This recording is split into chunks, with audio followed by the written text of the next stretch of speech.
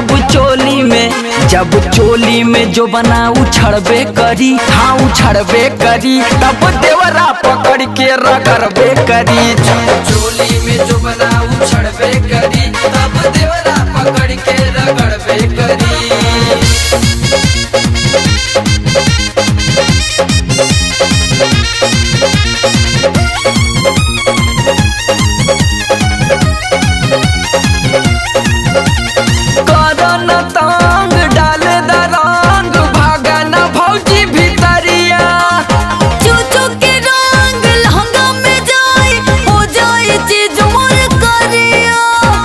पतंजलि वाला साबुन से धो देबे भौजी। करन तांग डाले द रंग, भागन भौजी भितरिया। चूचू के रंग लहंगा में जाए, हो जाए चीज मोर करिया। आज है बिहने हमरो सजनवा, गाड़ी दे है देखे करिया समनवा। रंग परी त कलर बदलबे करी।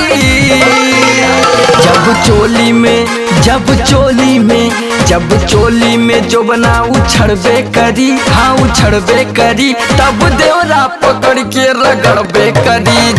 चोली में जो बना उछड़बे करी, तब देवरा पकड़ के रगड़बे करी।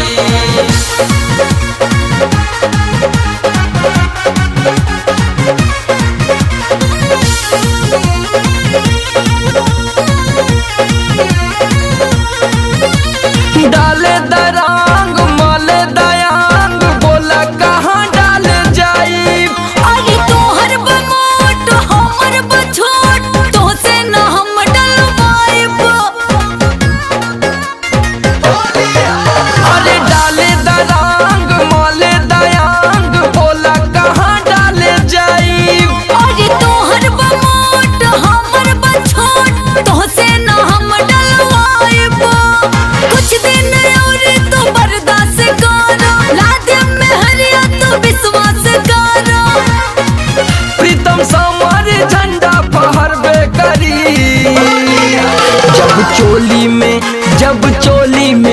जब चोली में जो बना उछड़बे करी, हाँ उछड़बे करी, तब देवरा पकड़ के रगड़बे करी।